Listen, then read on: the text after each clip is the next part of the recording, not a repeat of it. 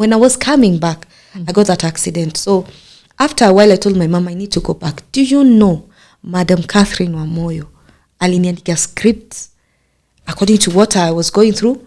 I went on set, yes. I was shooting in diapers.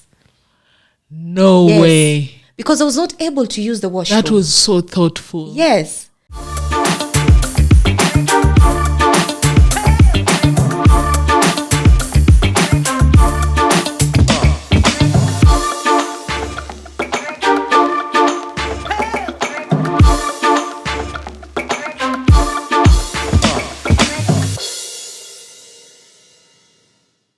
Hi guys, welcome to the show. My name is Cheptoek Boyo and today we have Veronica Mwaura, who is an actor, a director and a producer. Karibu sana, Madam Pambazuka. Asante sana. Thank you so much, Boyo. Okay, karibu. It's nice to see you. Good to see you.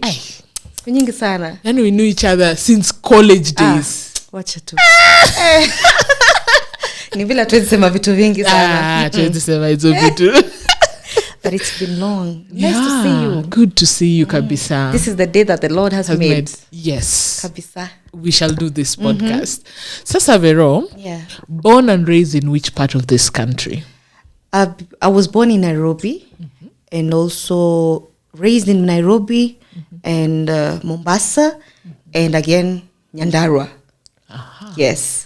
Hey. So nilisomea Nairobi, kukaa tukaenda Mombasa. Wapi Nairobi? Then Nairobi Umoja.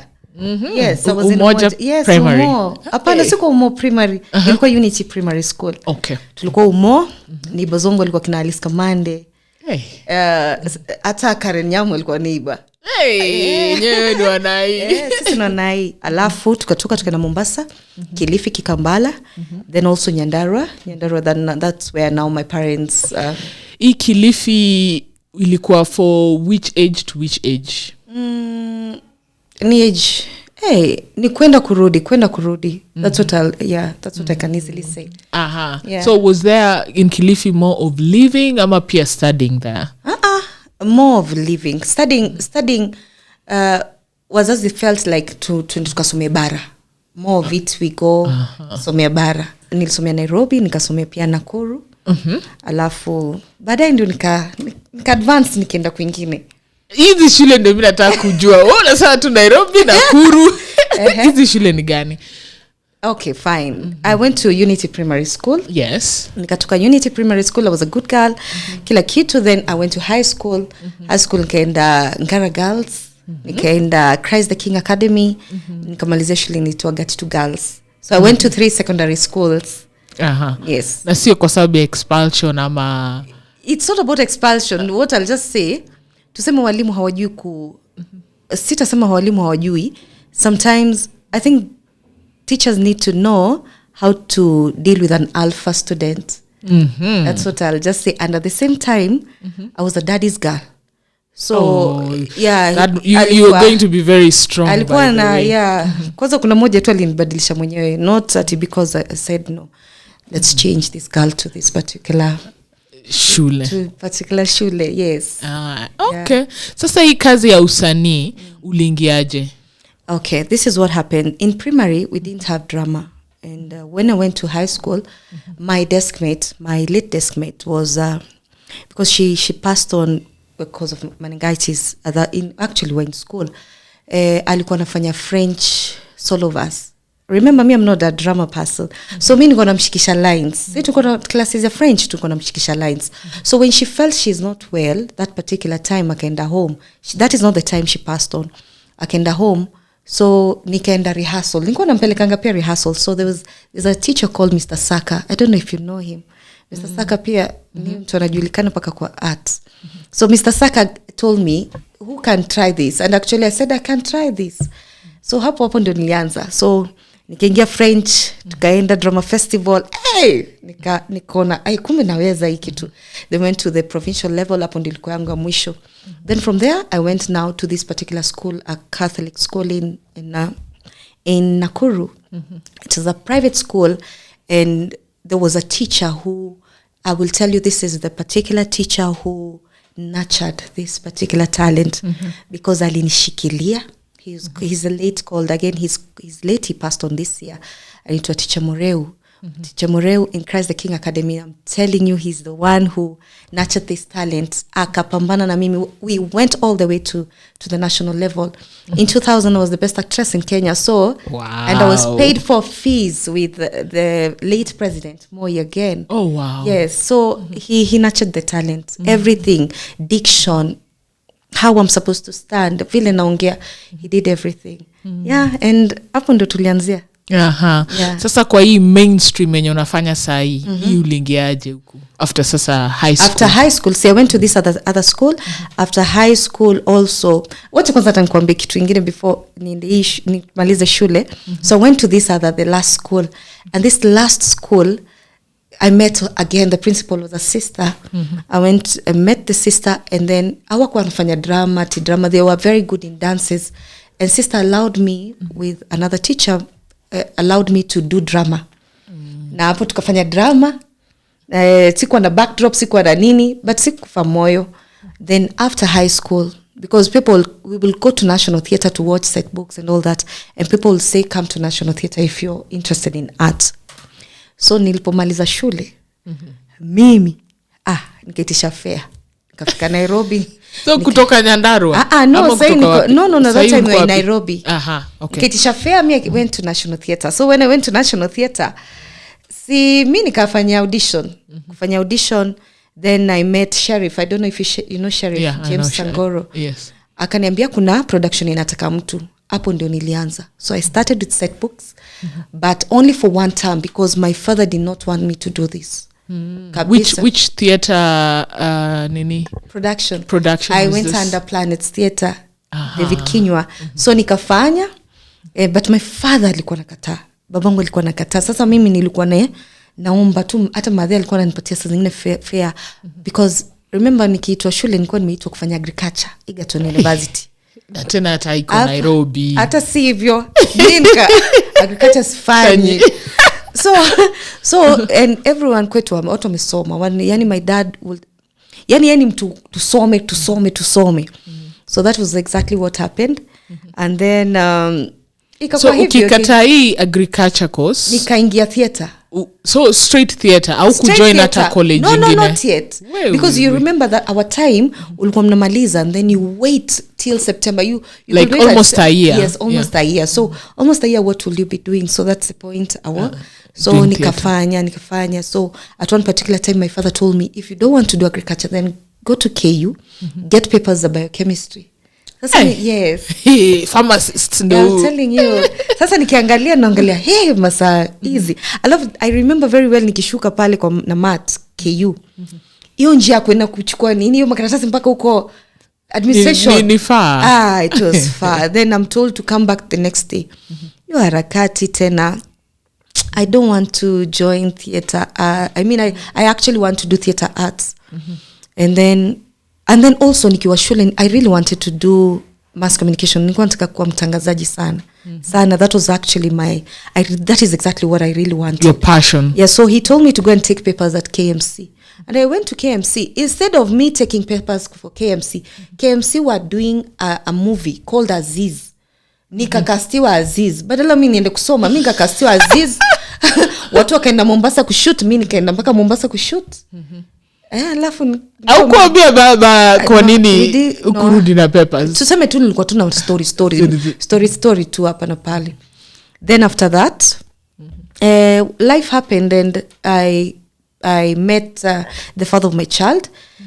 Hapo unajua tuseme tu we just say that is the time I met him and shule unaiweka kando kwanza and then later when I moved out my father kukakuwa ni chaotic kwetu. So my brothers, one particular time my brothers and my mother, because I have 4 brothers, my mother wakatolewa nyumbani wakamwambia endeni mkaite mrudishe msichana huko because now I've just moved to a bedsitter na najiweza naweza fanya hiki kitu na kitu. So my parents wakanikujia, so I went back home. And that particular day I could not talk to my dad because he was really mad and and you could tell this guy was nataka uende shule wewe umeenda kutafuta bwana kimpango atuongee mambo ya boys hakukuwa na boy face hakuna, so mimi nishaenda. Then the next day now we talked like, and I think that's the point he realized this one has become a mature girl, because I told him hakuna vile naweza kaa hapa niendelee. I want something that is going to challenge me here and there. Then after that he told me, no, but you've got to have papers. You cannot have talent without papers. As much as how do you do this? No. Then we had a sit down, and after that I went nikafanya psychology. So I did my psychology as a degree. Then finished my degree. My attachment was at Mathare Hospital. Nikiwa Mathare Hospital, let me tell you, baby girl, nikiwa Mathare Hospital, your attachment, there were patients who will not eat until I come. And it reached a point where I want to direct them. I want to train them. Then I realized, I think mi ndio nafan kwe hapa. Hapa Mathare, the other way round. And that was it. I said, you know what? I'm now going to pursue my career as an actress, as a thespian, as a creative. And that was it. Psychology. Yes. How did you end up choosing that particular course? You see, what happens is, remember, I'd started acting here and there, and I wanted to understand roles. So when I felt, let me do psychology so that now it will be easier for me to play different roles here and there. Yes. And I also wanted, oh dear. And I wanted also to understand human beings. Yes. Sasa kidogo sisi tukakuona pale kwa Papa Shirandula, wewe Mrs. Anderson. Yes. Would you say that was your biggest break kwa hii industry? I remember nikafanya Aziz, ndio. Yes, naweza sema, because sasa unajua hiyo ni college project. Hii ni yeah, but nikakuja Papa, ndio. And I thank God to Kina Juma Anderson is the one, because I said let me tell you, when I want something, meanwhile sasa, if I want something, mi na pursue, na jifunza, na pambana. So I really wanted to act in Papa. And Juma Anderson akasema si pia naweza kuwa na bibi kila. So akasema hiyo kitu like 3 years before. Then later I was called, and I met Charles Pukeko, the late, who was also very, very helpful. And also the late Kibwana, also the director. And that's why also we met with you, if you can remember. We met on set. Oh yes. I was shooting for some policeman. I don't know why I was confusing. Ile date yetu ndio nilifikiria tumemeet huko, but no. You need to tell people we were dating best friends. Oh yeah, we were dating best friends. She was dating no, don't mention. Okay, so she was dating someone, and for those who know, I was dating someone and they were best friends. Tukapelekwa date on a Friday, Kenya Cinema. Yes, because I was seated next to you. Oh my goodness. Oh my goodness. Aki? Yeah. Oh my goodness. So Papa was the second time. Yeah, Papa now. So Papa tukashoot Papa, but haikuwa sana Papa, because I will do Mrs. Anderson, let's say maybe kwa mwaka ningeshoot maybe let's say 5 times. Tuseme haikuwa consistent sana. Now breakthrough ile sasa ilikuwa, sasa ndio ilikuwa Maria Mavuno Mashtaka. Yes, Maria Mavuno Mashtaka. Yeah. Sijui kwa nini nilikuwa nimesahau your program. That was another big one, by the way. Yeah, so Maria Mavuno Mashtaka.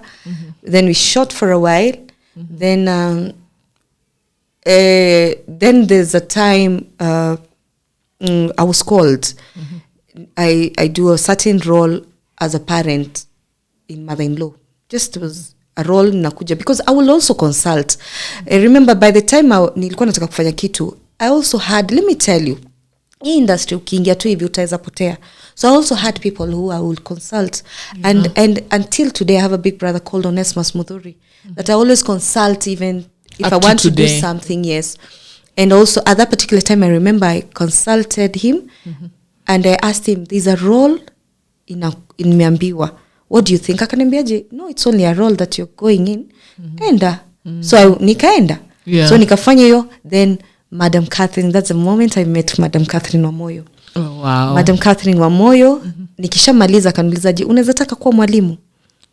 Na bado unakaka mwalimu. Yeah, unaweza taka kuwa mwalimu? Nikamuuliza, yes, any role I can play, if just by the grace of God, if you give me, I'll do it. Then from there nikatoka. Then I played, I was given a role, tukaingizwa kama walimu wapya.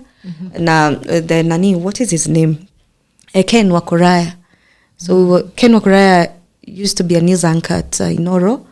Then we played the new teachers at actually in Tahidi High. Yeah. And that was the beginning of now at least now getting platform of understanding so many things now in the industry and all that. So I played the teacher for a long time. Wow. Yeah, and those are very strong roles, because Papa Hivi Papa, it's a big citizen show. Yeah. Then ukaingia Mashtaka, another big citizen show. Huyo wewe cameo. Yes, mother-in-law. Yes, and then Miss And Obija. then now Miss, oh wow. Yeah. Sasa usha nikurudishe nyuma. Yeah. How was it working with Kibwana Nguso? Oh, you know, I've worked with so many people. He's hey, manze, ule ni rafiki, ule ni baba. And I'm not saying because he's late, he was a good person to work with, very warm. And I've never had him yelling. I never had very him yelling. Kind. Yeah, it was, yani alikuwa mtu mpoa. Yeah, ukimkosea ndio atakuposition. Yeah. Atakuposition kwa unatakana. Yeah. Ukiangalia saa hii kwa industry, a lot of people when wametoka kwa Tahidi High, there is a problem of financial issues, lifestyle issues. Why do you think that is happening?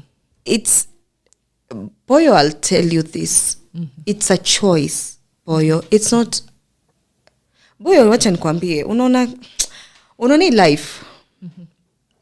Industry yetu ni wewe uipeleke vile inakuja. Na hii industry yetu ni fani kidogo. Leo uko set, kesho hauko set. Lazima, you have to be very, very careful to balance exactly what you're doing. What you need to know as you're working this, you need to balance, because what is happening is, ushaonekana kwa TV few times. The next thing what is going to happen, you will move from where you are living. You want to please the human beings, you want to please the society, you want to please watu wananiona kwa TV, lazima ujue nimemake it. And hesabu as it makes sense. You've got to be very smart in everything that you're doing. You've got to know that I'm acting on this. This is work like any other. In this work, this money has to be invested in this other particular place so that hii pesa pia ingizwe huku.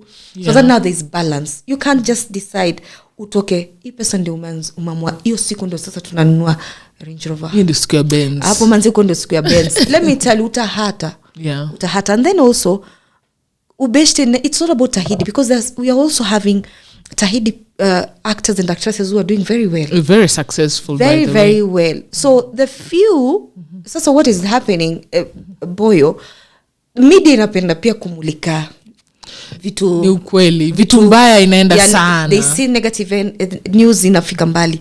But there are people who are doing very well in the industry. We can mention them. Unasikia? Yeah. So it's upon you. It's even you can be taken to a very good school. Ukiharibu ni wewe. As in, it's upon you. Who are your friends? If you decide to drink, if you want to go play, just choose your friends. It's a personal choice. Yeah, choose your friends, because if I chose my friends badly, or because I had also my friends also in Tahidi High, and I stayed there for 8 years. So if I chose my friends, I will not be there. Yeah. And also I can easily tell you, I got very big favor in Tahidi High, because as I started Tahidi High, I got an accident. I stayed there for, nilipoingia Tahidi High, that was in 2014. Tulianza 2012 inaenda Staga 2013, then 2014. Beginning of 2014, I got my accident. And when I got an accident, I am telling you, it was not easy, because I broke my pelvic fracture. I broke my pelvic. So I had pelvic fracture. I had nilikuwa nimevunjika. And I was determined to go back. Yani lazima nipone, lazima turudi, because even by the time I was getting this accident, I just come from Pambazuka production, what we do from schools and stuff, and we were coming back. So when I was coming back, I got that accident. So after a while, I told my mom, I need to go back. Do you know, Madam Catherine Wamoyo aliniandika script according to what I was going through. I went on set. Yes, I was shooting in diapers. No way. Because I was not able to use the washroom. That was so thoughtful. Yes. And what she even does not know till today is I was in diapers. But a friend of mine who is the makeup artist called Rosaline, who later ended up being a producer, ndio alikuwa anajua hii story. I was in crutches, script iliandikwa, nilitumia the crutch for a very long time. Mpaka nilipopona. Na kiatu ingine hapo kubwa sana. And people thought I'm acting. So sometimes I will meet watu nje alafu wananiambiaje, I thought you are acting. Kumbe it's a real life, yes. Yeah, so when you do your work diligently, let me tell you, favor comes to you. Nothing is impossible, and do it to your best. Just do it to your best. Yeah. Oh, that is so inspiring. Kudos to Wamoyo. Yeah. Wamoyo. Yeah. You are also seen in the last season of Selina. Yes. With your beautiful Selina family. Yes. Yeah. We were terrorizing Selina big time. My family ilikuwa inaitwa Segeni. The Segenis, very, very, very, very bad, evil people, but at the same time, they love their family. They want everything kumefungwa kwao. And they will do anything to make their name still bakipali ile jina. Yeah. Then that's the time also I met Ruben Odanga. Mimi nasemanga king of telenovelas. Oh my goodness, you're talking about king of telenovela ama umuite mtu wa watu. That guy is... I've never seen anyone complaining about Odanga. Let me tell you. And I don't think I'll ever see. Oh my goodness. I thank God for everything, and I thank God for every place that I've met these different people. Ruben Odanga is such an amazing soul. He treats you very well. He makes sure that you're very comfortable. You feel like, this is exactly what I should be doing. He's such a brilliant soul also. And I thank God exactly what he's doing even now. Nafurahi. Wacha Mungu ambariki excess na excess. Hizo ndio mambo zake. He deserves it. He deserves it. Yeah. Now, you've just mentioned about your production company, Pambazuka Productions, which you do actually school tours, meaning you mentor other young people, young actors, but also which productions have you done in terms of easy films, TV series? Yeah. Ile kitu kwanza nisija kuambia, the time ndio nikufanye the psychology classes, those times, there's a particular time I want just to tell you. There's a particular time my father, tulikuwa na father tunaenda town, and he saw a certain actor. Sitataja. He saw a certain actor standing somewhere, and he told me, unajua kwa nini ule aingie ile gari zinapita hapa? Nikamwambia kwa nini? Kwa sababu anangoja gari za shilingi 10 hiyo time. So it was 20 bob and 10 bob. Na hiyo ndio kitu nataka kufanya. Then ilikuwa inanichokora. So even when I'm in school, I said, you know what? No, this is exactly what I will do later. So when I got out from school, I decided, you know what? I want just to learn. Because for me, I love listening and I love mentorship. And I went to a gentleman called Joabes Lumara Kunaka. He has ever directed me, and he directed me for a long time. And under his wings, I wanted to understand production. So that particular time he had foresight. So he was teaching me, and I said, I want to co-produce with you. I don't know how it happens, but how much do you need? How much can we do this? So when he told me, so I was behind him learning. And after that, I told him, now I think this is the time now I need to open the production. Yeah. And when I opened the production, no one had prepared me. You know, let me tell you, business ni lazima usome pia ama ujue. Yes. There's a time, by the time I will tell you later, because there's a school I went to. then I came to realize all the mistakes I ever did at my young age, because I started employing people at a very young age, because nilianza kuandika kazi. I started at 22. Oh my goodness. Yes. That is so young. I was very young. Sijui biashara. Tunaenda, let's say Kisumu. My goodness. Ulikuwa tena budget kweli? Ama mlikuwa mnaenda tu na Yesu?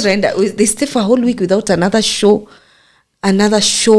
So I with consistency and kujikaza na kujituma, where we are right now. We thank God. We thank God for those humble beginnings. And now, so from Pambazuka now, there's so many other things that we managed to do, because we started nurturing on condition, or you feel like you can act, irrespective of where you come from. Hata utoke wapi, sisi bora una talanta, una feel unaweza act, and we are ready to teach you.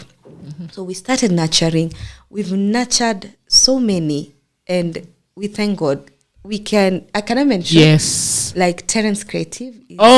Terence. Yes, Terence is our alumni. We have Brian Luwi, who played Luwi, Brian Ogana. Yeah. Tuko na Naomi Mwaura, you know. Tuko na even the young guy who did Kaka just recently. We have so many. If I start mentioning Bilal Mwaura, you know Bilal. Oh, and those are good ones. Those are really dope actors. I picked Bilal from Alliance after I saw him on because I will do also talent scouting. After nilmuona akicheza Undertaker Alliance High School, I was like, whoa. You have the X factor. This one. So there's so many people I've nurtured from even Kitui mpaka Mombasa, kila mahali. We have done what we can by the grace of God, and we are not stopping. Don't stop. Don't stop. There are more many names. There are more many names to be made. Yes. Yeah. Now you wear the hat of an actor, director, producer. How do you balance all this? Actor, okay.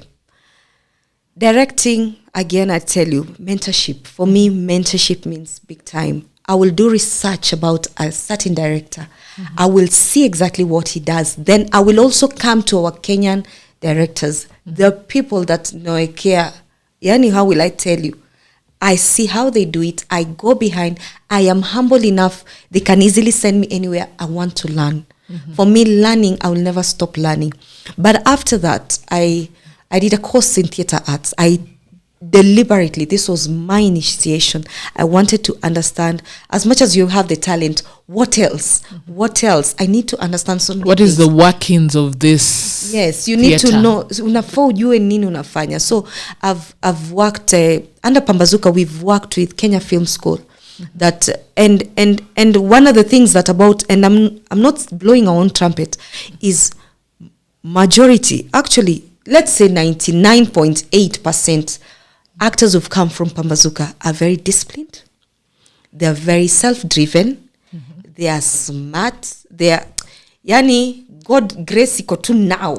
That is true, because from the names you've mentioned, it's truly what they are. They're self-driven, and it is very hard for them, even when you go to their social media, you see them writing anything or whatever. No. They're wamefunzwa vizuri.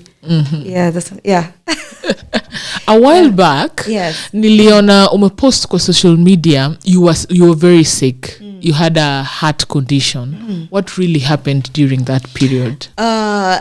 We can start like this. I was daddy's girl. I'm telling you, I've been, you know what to, I don't know if this is what I'll just say. People like saying that, oh, we've come from rags to riches and all those things. I will just say the truth. I never suffered during my upbringing, and I thank God, because the two parents really worked hard to make sure that everything we need, that they are providing. So sitakuja hapa niseme, oh, nilipitia hii. No. If there's support, I was given all the support. And again, I'll tell you, I was a daddy's girl. I have my sister and I have 4 brothers. But mimi, wewe na baba mimi tulikuwa hivi. Hivi tukua. So, and also I will not say I was not mommy's girl, but I was just a daddy's girl. And that is the truth. Yeah. And so what happened is, because of the attachment, we lost our dad in 2021.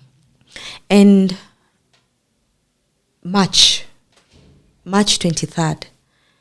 And he started, let me tell you what happens. When they start complaining of something, when it's enough, my mom will always call me. Even previously, my dad, when he's not feeling well, he doesn't want to go to hospital, my mom will call me and said, baba yenyu amekataa kwenda hospitali. Shiro, uko wapi kuja? So I will go all the way and get him and find our way, and we go to hospital. You know, men don't love hospitals. Hospital. So when we lost our dad, I acted. That's what I'll just say. I acted composed and strong. I was strong, but in the real sense, I was not. And so you're breaking down inside. Inside, you're breaking down. I didn't break down that time. Remember, my father had COVID, okay? And my mother had COVID too. And few of the farm workers in Nyandarua had the COVID. But now, I am in Nairobi Women's Naivasha, and they don't want us to go in. I am daddy's girl by the end of the day. I want to know exactly what is happening. So I meet this daktari. She tells me this and this and this is happening. And I ask her, okay, fine. You're going inside to see him. Why can't I go? I said, oh, no, it's so risky. I said, are you not a human being like me?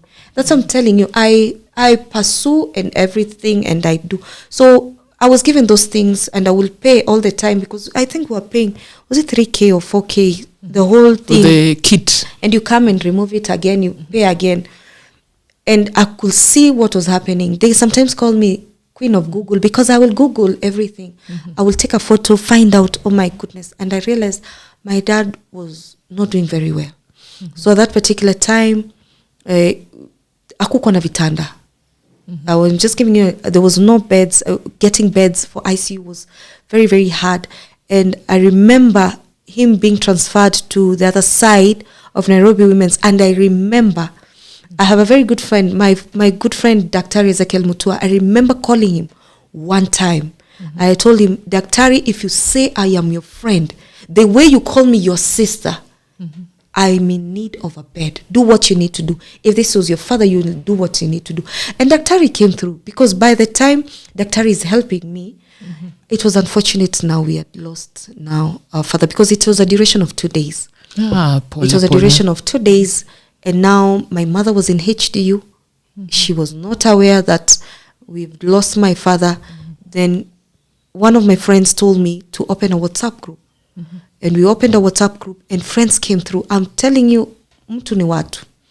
And what goes around comes around. If you're not mtu wa watu, hata watu watakuhepa. Yeah. So at that particular time, so I was strong. So after the burial, because we buried our father on a Saturday, that time for Easter, Good Friday, then Saturday. And the father, I remember, father of the Catholic said, Mwaura Kanyara anywhere, I will bury him even if it's on a Monday morning. I will bury him even on a Sunday.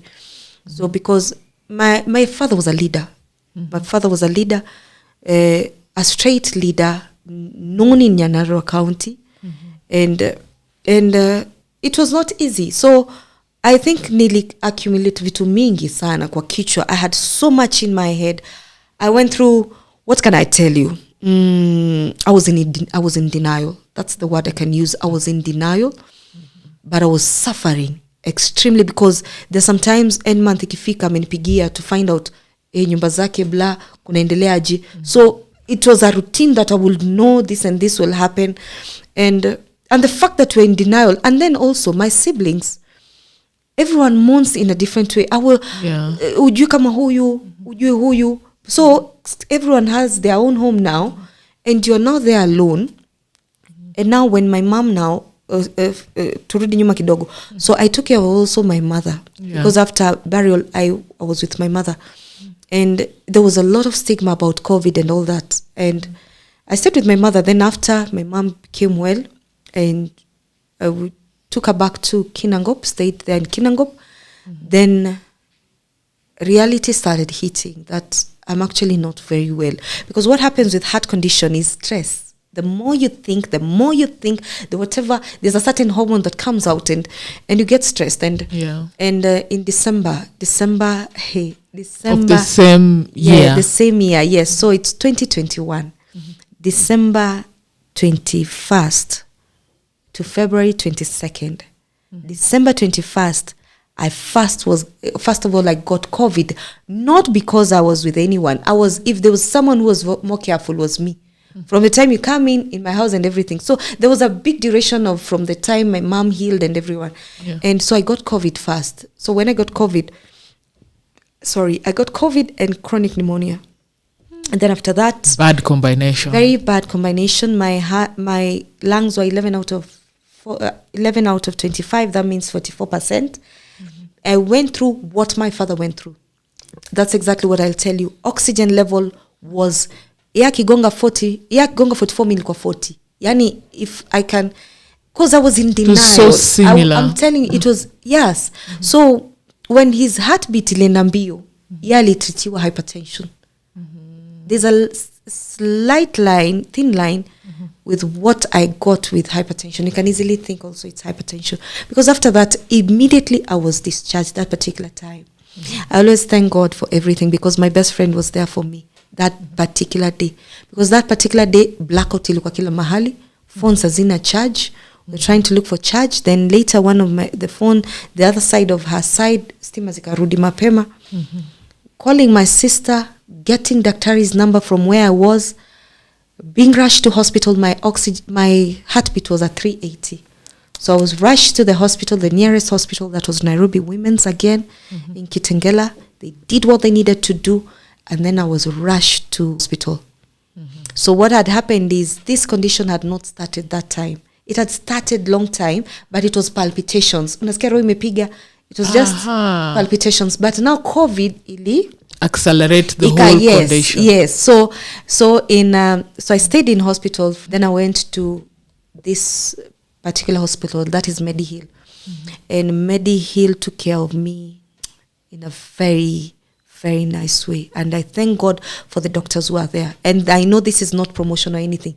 They took care of me. Dr. VJ, the cardiac unit, they were very nice. And I stayed there. Wow. I stayed there for a while with congestive heart failure. Yeah. So congestive heart failure was the final diagnosis. Yes. That is the condition that you are battling. That was that condition. You see, let me tell you.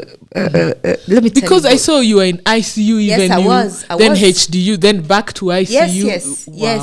Yes. That's exactly what I went through. So, but let me tell you something, Boyo. Are you a Christian? Yes. Let me tell you, sometimes, Boyo, you have to go through some things. God ajionyeshane. As in, this was a big testimony. Just yani God ana reason ya kuchagua wewe upite kitu fulani wengine waone. So it was my time, and I had to go through this and to make myself firm as a Christian and as a born again woman. Yes. So what was the treatment? Did you undergo operation? Yes, I went through so much, and even medicine. I will tell you that I will take 8 tablets a day, and 8 tablets a day, morning, and I can easily tell you that my cardiologist, Dr. Vijay, is always a phone call away. Yani, you can call him anytime. He's that kind of person. I was in India, in Kenya. That's what I'll tell you. Oh wow! I was in India. Kind of treatment. Yes, I was in India, in Kenya, and then also something else. People will think it's expensive. It is not. Medihill is very affordable, because just trust me, I've gone to different hospitals, but this particular, very, very, God bless them. I love them. Every time I think about them, I'm like, what can I do? You should be the ambassador. I feel like, what can I do to them? You're a testament to their job. And I always feel like, what can I do for them? Even the other day, I was like thinking, do I ningie nursing ndio nikue now? What do I need to do? No, you can just make noise for them. Noise for them. Yeah. But they took care of me. And even later, any person I tell them to go to the hospital to meet different, they come with very good reports. Yeah, because misdiagnosis unaweza pata.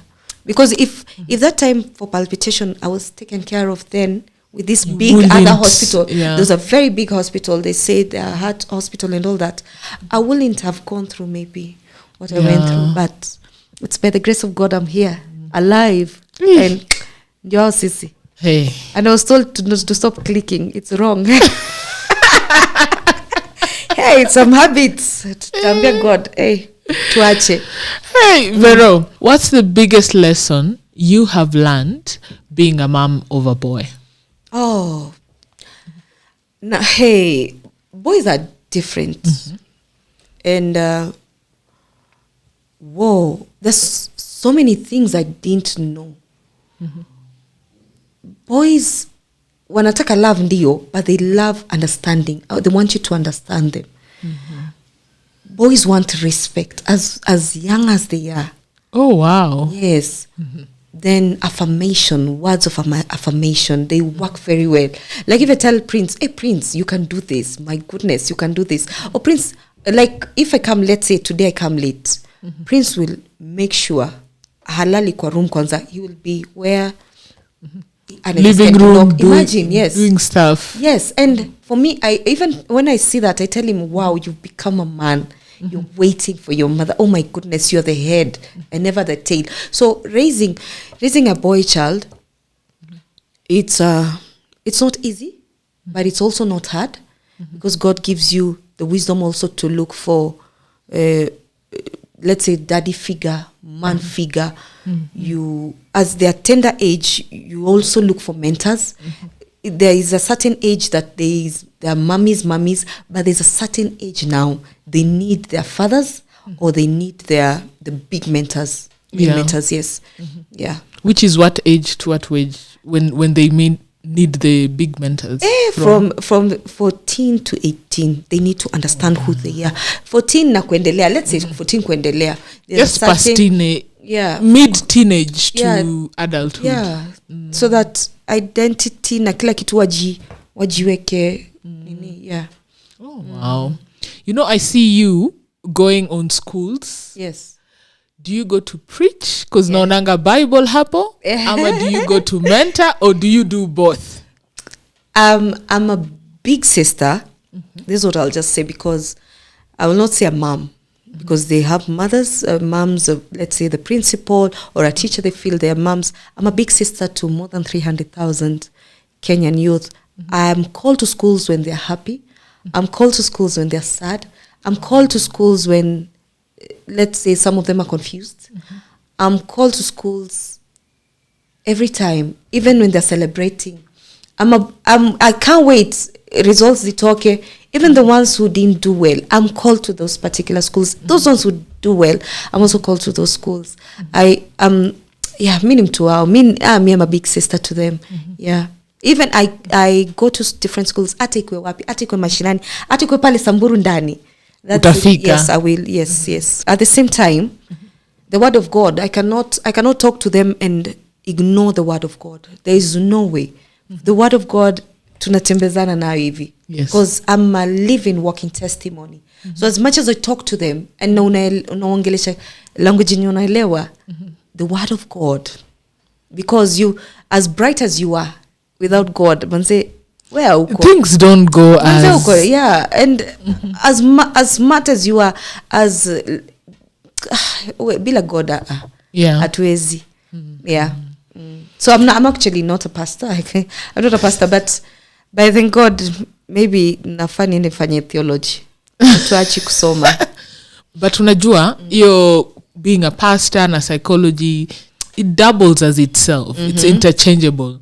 Even you too, sometimes some psychologists don't believe in God, but you're still doing the good work. Yes, auntie.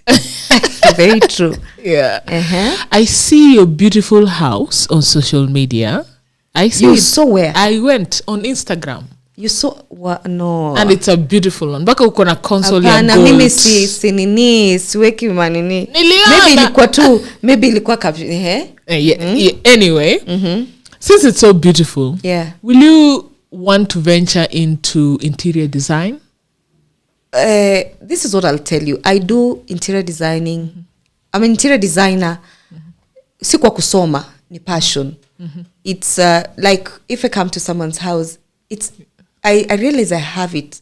If you're my friend, I'll find myself nimekupangia hivi.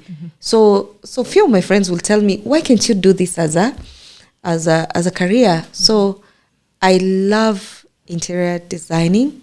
It's a talent. That's what I can say. It's talent, and it's something that I do without a lot of effort. I mix and I get, let me tell you, also psychology idea, because once I get to know you, Boyo, it is easy to, if I talk to you kidogo nishajua vile unataka vitu zako. It is easy to tell you, let's play with this, let's do this. It's easy now to bring your personality in your space. Yes, so interior designing is a talent and passion that I do. I've done to who is who also. Yes, I've done to prominent people too. I've done to, nimefanyia pia mama mwingine hapa alikuwa ananuzia pilau nzuri sana. And we went all the way to Gikomba. Nikwambia twende mami. We went to Gikomba, looked for, you know. Oh wow. Yeah, and also I've done also high end. So it's somewhere that I can anyway. I think you should monetize it. I should. Yeah, hata kama ni retirement. Baadaye. Nifanye hapana, ndasaidia watu wote wenye tutatoboa, tutafanya. Now, what's the most rewarding production you have done? Be it uliitwa ku actor role or you produced it? Rewarding, I'm assuming it's not about money. No, yes. Can be in any. Now way. I have directed schools for drama festivals to national level, and one of the hiyo ni kwangu ni raha. Ni raha kuna wale watoto wakishinda wakienda mpaka pale juu. Yes, those are the things that I can say. Yes, I've trained young talent, people who've, this is not exactly maybe what they want to do. I've been given roles, I've been given the leeway by principals to go, like there's a time I wanted, you see, and this particular school where to amenipatia drama, I'm looking for someone who looks like a girl. This is something I'm looking for. Yeah. And the principal gave me permission to go to classes and yes, and I got my 4 girls. Oh wow. Yeah, so I've gotten, when schools are winning, and also when I see my actors doing very well, I'm always like, my goodness, God bless them so much. I'm always very, very happy. All of them, the current ones, the ones who've been with us for a long time. Yeah, I'm always very, very happy. Yeah. What message or experience do you want people to have once they watch you on television? That, number one, Boyo, I would want them to see growth. I would want to say, why one of the things why I'm mentioning growth is how I acted, let's say 5 years ago, and how I'm going to act now. There must be growth. Yeah. I want them to see resilience. I want them to see that, you know what, despite this woman being sick, she's bouncing back and we can do this again. Yeah. I want them to see that we can do this again and again. And I pray that, one of the things I pray that, because just the other day Pastor T mentioned this and said that our country has the age of, let's say from 0 to 35, the age below 0 to 35, there are 40 million youth. Meaning that the youth right now, there's so much they can do. Yeah. Sisi millennials tuko huku kwingine, so there's so much they can do. Yeah. There's nothing they cannot do, and they let them help us, and we help each other together. Yeah, tupeleke industry juu. Wow. Yeah. Thank you so much for coming. Guy, tumemaliza? Yes. Thank you so much, Boyo, for having me. Karibu. And call me again and again. Feel free. And please, Boyo, you need to teach me this now. Oh, yes, definitely. Because I feel like I really also want to do, maybe to venture into maybe podcasting. Or, yes. Because I think you have a wealth of knowledge that you need to give guys. Yeah. See, unaweza, you need to do it actually. Mimi utaka kujifunza. Sasa niko behind, sasa ndakusikia Boyo ni by nini ingine, ni by nini ingine. Hiyo ni easy. Thank you so much, Boyo, and I'm actually going to give you flowers for exactly what you're doing, because yes, I think for a long time I didn't see anyone acknowledging actors and producers and directors, but what you're doing, I'm happy, because sijaiona, naona tu, unajua saa zingine wakisema talent support talent, wanaona kama kila watu ni comedians ama musicians, but now bringing now the actors and bring the directors and producers, and also let appear wale ushika boom sound manze wale tu industry ni kubwa sana, wale tu choka wengine sana boom for them making us look this and that, wale take kabisa. And I saw even the makeup artist, the big part of the industry, tafuta costume designer na wengine. I'll give you all the flowers. Thank you so much, Boyo, for kutufunikia pale. Na Mungu atusaidie pia sisi tupate tu CSP amepitia industry. Amepitia tu industry. Hata kama amepitia asitusahau akifika huko. Hawezi. Unajua saa zingine wengine wanapitia na wanaenda wanalala. Hawezi. Mtu hapana, hawezi. Kuna maprofesa hata campus. Kuna sisi tunaendelea kusoma. Hapana. Lazima streamline. God bless you so much. Sawa. Thank you. Asante. Guys, thank you for watching the episode. Tafadhali subscribe, and then I will see you guys on the next one. Bye.